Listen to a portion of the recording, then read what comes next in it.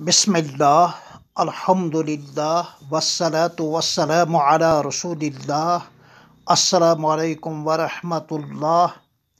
محرم الحرام اور سیدنا حضرت حسین رضی اللہ تعالی عنہ قسط نمبر 4۔ یہ اعمال شر، بدعات اور خرافات اور رسومات اور منکرات اور قبیحات جن کا تذکرہ اس سے پہلے قسط نمبر 3 میں کر چکا ہوں، مجموعی طور پر اسلام کی تعلیمات سے، اسلام کے دین رحمت ہونے سے اور اسلام نے جس شہادت کا تصور دیا ہے اور جو شہادت اسلامی کا فلسفہ ہے، اس سے بالکل مجموعی طور پر یہ سارے رسومات متصادم اور مخالف ہیں۔ بظاہر بدعت کا ظاہر اچھا لگتا ہے، لیکن بدعت کا باطن ہلاک کرنے والی چیز ہے۔ بدعت یہ ایسا ہی ہے جیسا کہ زہر کی پڑیا پر انتہائی خوبصورت چاکلیٹ کا لیبل چڑھایا جائے، یا شراب کی بوتل پر شربت روح افزا کا حسین، دلکش اور دلربا کور چڑھایا جائے، تو اس لیبل اور کور سے اس زہر اور شراب کی حقیقت بدل نہیں سکتی۔ بس یہی حکم ہے دین کے نام پر نئے نئے بدعات، خرافات اور رسومات کو فروغ دینا۔ امر بالمعروف یعنی اعمال خیر کی طرف رہنمائی کرنا، نہی عن المنکر یعنی اعمال شر سے باز رہنا، منع کرنا، یہ اس امت مرحومہ مسلمہ کے اہم دینی فرائض میں سے ہیں۔ کلام پاک کے پارہ نمبر 4 سورہ آل عمران رکوع نمبر 12 کے شروع میں حضرت اللہ جل شانہ کا ارشاد ہے: کنتم خیر امۃ اخرجت للناس تأمرون بالمعروف وتنہون عن المنکر وتؤمنون باللہ۔ یعنی اے اہل اسلام، آپ لوگ تو بہترین امت ہے، کیونکہ آپ کو بہترین رسول ملا ہے۔ تمام امم سابقہ پر آپ کو ہر اعتبار سے فضیلت دی گئی ہے، کیونکہ آپ کو نبوی مشن عطا کیا گیا ہے۔ آپ کو ظاہر کیا گیا، بنایا گیا، لایا گیا صفحہ ہستی پر کہ آپ لوگوں کی نفع رسانی کریں۔ وہ اس طرح کے لوگوں کو نیک اعمال کا حکم کرتے رہیں، نیک اعمال کی ترغیب دیتے رہیں، خود بھی نیک بنیں اور نیکی کے داعی بنیں، اور برے کاموں سے روکتے رہیں، خود بھی برے کاموں سے باز رہیں، اور لوگوں کو بھی شر سے بچاتے رہنے کی کوشش کریں، اور اللہ پر ایمان رکھتے ہو۔ یہ مقام اور مرتبہ اور منصب اور خیر امت ہونے کا یہ لقب ختم نبوت کی نسبت سے تمہیں ملا ہے۔ دوسری جگہ ارشاد باری ہے: وَلْتَكُن مِّنكُمْ أُمَّةٌ يَدْعُونَ إِلَى الْخَيْرِ يَأْمُرُونَ بِالْمَعْرُوفِ وَيَنْهَوْنَ عَنِ الْمُنكَرِ وَأُولَٰئِكَ هُمُ الْمُفْلِحُونَ۔ پارہ نمبر 4 سورہ آل عمران۔ اور اے اہل اسلام، تم میں سے ایک ایسی جماعت کا ہونا بہت ضروری ہے جو لوگوں کو خیر کی طرف دعوت دیتی رہے اور ہر وقت اچھے کاموں کی ترغیب، اچھے کاموں کا حکم دیتی رہے، اور برے کاموں سے وہ جماعت روکتی رہے۔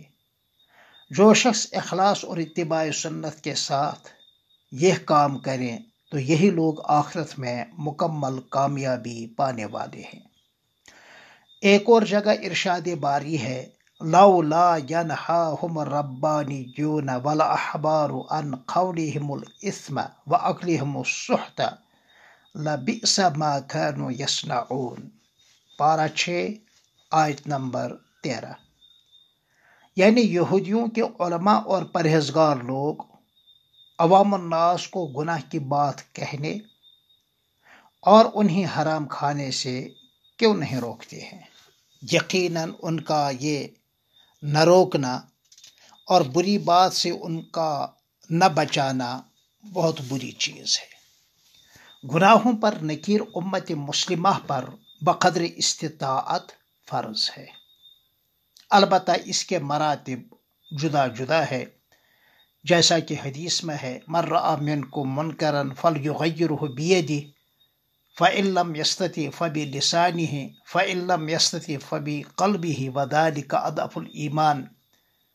زور بازو سے روکے اس کا تعلق حکمرانوں کے ساتھ ہے، زبان سے روکے اس کا تعلق علماء کرام اور دائی حضرات کے ساتھ ہے، اور دل سے ہی برا سمجھنا جیسا کہ آج کل، اور یہ ایمان کا سب سے زیادہ ضعیف ترین مقام ہے۔ ان یہودی علماء اور عباد پر اسی بنا پر اللہ تعالیٰ نے اپنی ناراضگی کا اظہار فرمایا ہے۔ بہرحال امت میں داعی الی الخیر، کسی جماعت کا داعی الی الخیر ہونا ضروری ہے۔ ایک حدیث پاک میں پیارے نبی صلی اللہ علیہ وسلم نے فرمایا ما من رجل یکون فی قوم یعمل فیہم بالمعاصی یقدرون علی ان یغیروا علیہ ولا یغیرون الا اصابہم اللہ منہ بعقاب قبل ان یموتوا، ابو داود شریف اور سنن ابن ماجہ شریف۔ یعنی اگر کوئی آدمی کسی ایسی قوم میں، جماعت میں، معاشرے میں ہو اور وہ آدمی کھلی نافرمانی اور معصیت میں مبتلا ہو، لیکن اس کے باوجود وہ معاشرہ، وہ قوم، وہ سوسائٹی اس آدمی کو اس برائی اور گناہ کے کام کرنے سے باز رکھنے پر مکمل قدرت رکھنے کے باوجود منع نہ کرے، تو اللہ تعالیٰ ان سبھوں کو مرنے سے پہلے عذاب میں ضرور مبتلا کر دیتے ہیں۔ ذرا سوچئے، جب ایک آدمی کی نافرمانی کی نحوست پوری قوم کے لیے باعث عذاب بن جائے، تو جہاں اکثریت جیسے آج کل ہر گھر میں، ہر معاشرے میں، ہر بستی میں، ہر محلے میں، حتیٰ کہ ہمارے مساجد بھی محرمات سے خالی نہیں ہے، اور خلاف شرع امور قبیحہ اور معصیات میں جو قوم مجموعی طور پر مبتلا ہو تو انجام کیا ہوگا؟ بس یہی ہوگا جو آج کل ہم اپنی آنکھوں سے رات دن دیکھتے ہیں۔ نہ ایمان نہ اسلام کے اعتبار سے کوئی ضمانت ہے، نہ جان اور مال اور اہل و عیال کے حوالے سے کوئی ضمانت اور اطمینان ہے۔ پڑوسی سے ہر وقت خوف زدہ رہتا ہے، رشتہ داروں سے قطعی تعلق کرتا رہتا ہے، امانت کہیں نہیں، دیانت کہیں نہیں، سچ کہیں نہیں، ہر ایک دوسرے سے شاکی ہے۔ یہی ہوگا جو آج کل ہم رات دن دیکھتے رہتے ہیں، عیاں را چبیا۔ تنزلی کا واحد اور زوال کا سبب حقیقی یہی منکرات کا شیوع اور ان برائیوں سے نہ روکنا ہے۔ فیا غربت المسلمین، اس طرح زوال اور انحطاط کا سبب ہم خود ہیں۔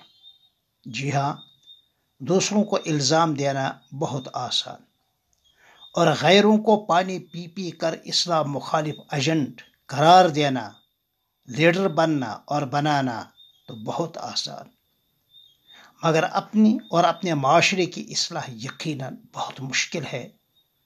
اس اجتماعی گناہ میں ہم سب حسب استطاعت فرق مراتب کے ساتھ ہم سب مبتلا ہیں۔ اللہ ہمارے اس انفرادی اور اجتماعی گناہ کو معاف فرمائے، ہماری اصلاح فرمائے، ہدایت کی راہوں کو کھول دے، امن اور امان، چین اور سکون نصیب کرے۔ پھر انشاءاللہ ملتے ہیں آپ سے 5ویں قسط میں، تب تک السلام علیکم ورحمۃ اللہ وبرکاتہ۔